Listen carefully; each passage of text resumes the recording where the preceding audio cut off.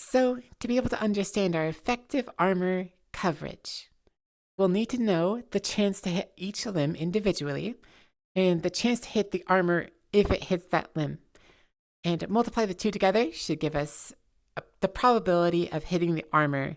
So, Nuve, our primary character, is a Shek, which means they have these probabilities of hitting each and every limb on their body. Notable exception of the right arm being a bit lower.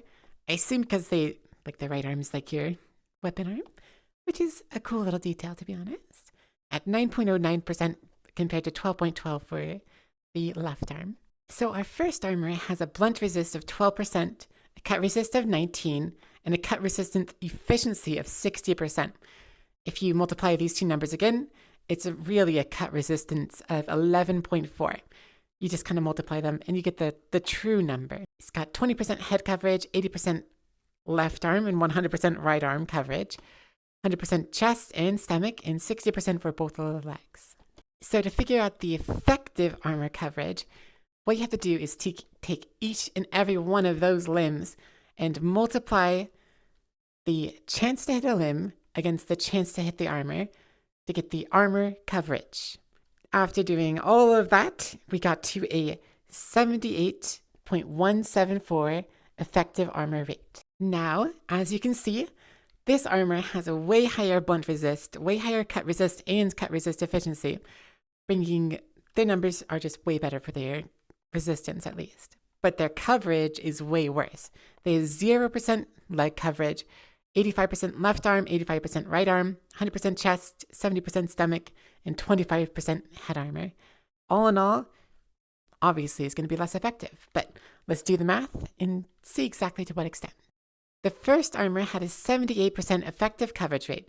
This armor only has a 61% effective coverage rate.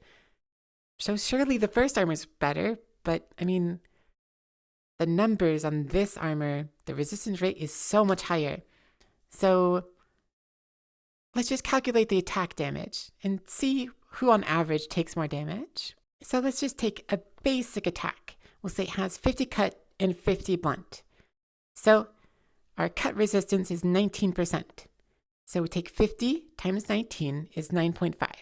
That's what doesn't go through. That's what gets stopped by our armor.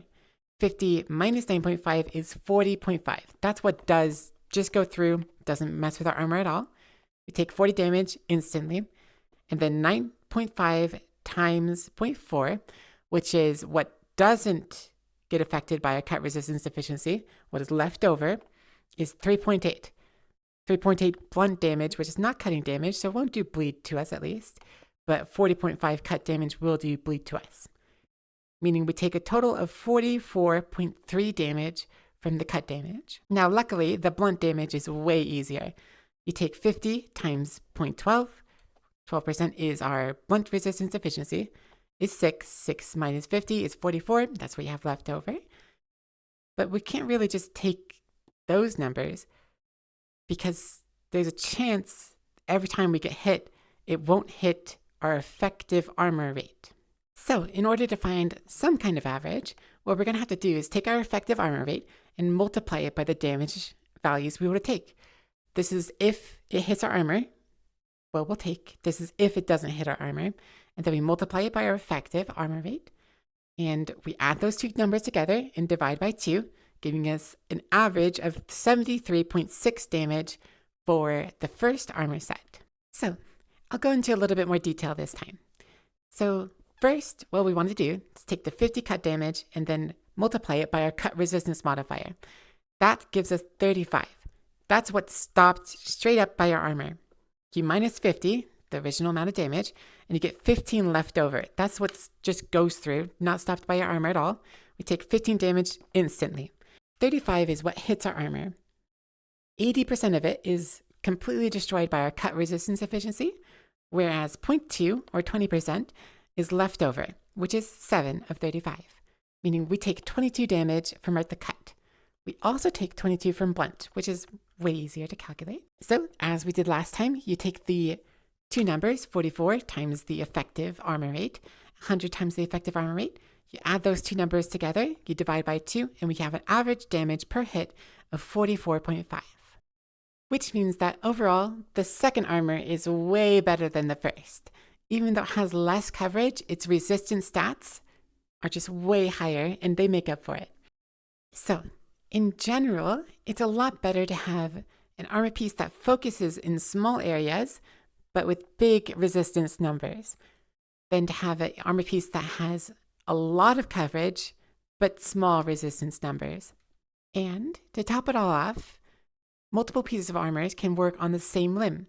So as I was showing before, we had armor pieces that worked on the head, they worked on the legs, obviously this shirt, and the boots as well. So let's say we had 20 damage hit the head.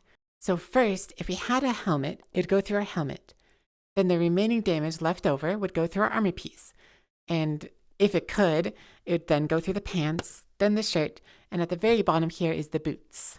Now, we didn't really explain the difference between cut and blunt damage, or what is the bleed rate for specific races, or if you're a robot, do you even have to worry about bleed rate? If you'd like to see a more detailed explanation with silly, goofy drawings and quickly drawn together math, let me know in the comments, please.